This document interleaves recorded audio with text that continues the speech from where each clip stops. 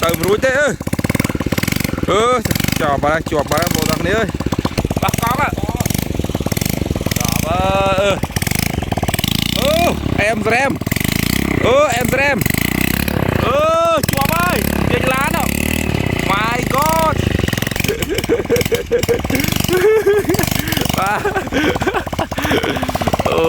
cậu sri giờ kìa rồi let's go em rem á bà chụp rồi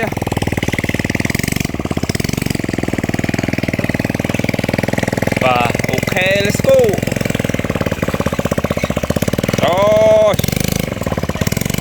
xôm gia linh lan chuông chân món mà đi làm cái cá và chuông không còn lái hồ đợt này mà chôm mấy hai cũng mất tiếng nhỉ cái này cả chôm gia này bà chôm sai là let's go đi tao rúi thế chào bà chuột bà một thằng này ơi chào bà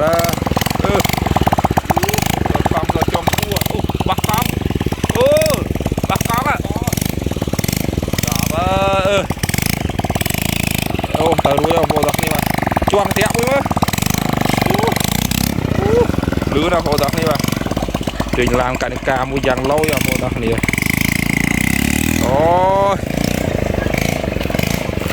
cọp sri giờ mà rồi cái pro pin khum là sao lây lan họ con múc láng vào đọc thế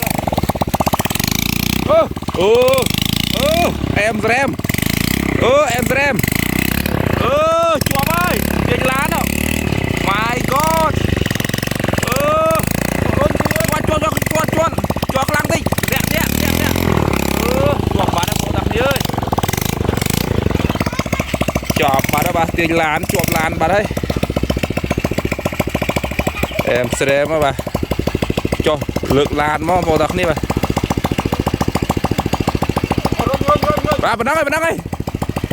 nóng ơi à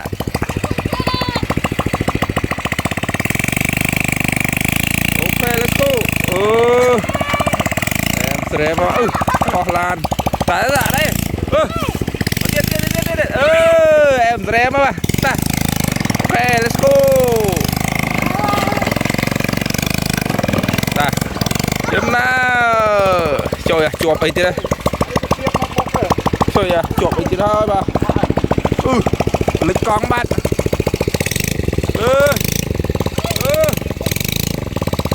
và đây một thằng nhớ cá cho run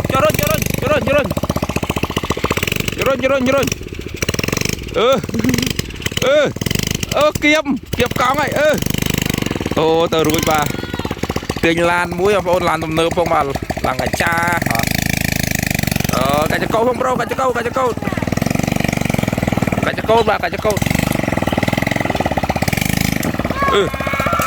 hỏi bao châu không phải trời già không à ơi lút cho lơ lan đó giống ấy thế thấy mày tiền châu prey á tại tiền châu prey ơi em xem mà châu prey á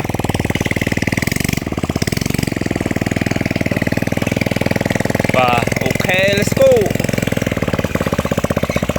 rồi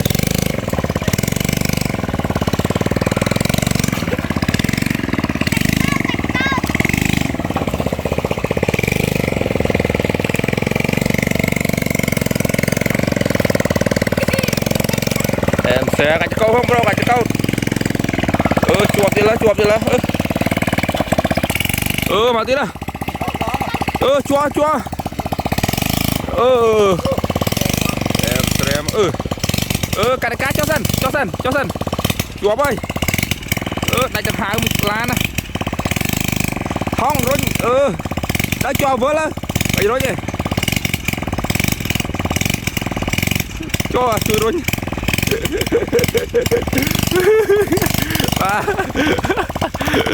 Ôi cọp xì giờ kìa. Rồi let's go. Let's go buộc nặng thôn lên. Cọp xì á bà. Lan ngọc phu mà lan ở lan đó. Đi đây. Em srem á bà. Cọp xì bên tên bà. Bảo tao lại một lúc ta. Bạn ơi chỗ lại một lúc bón không? Bạn. Ok vô tập thế mà. Rồi dừng tiền làn rối cho vô nè. Video dừng mình tập năng thế là cũng thích like subscribe nè mũi phong và đầm bay tu sana video mới thì bà. Chúc nên là video cào bye.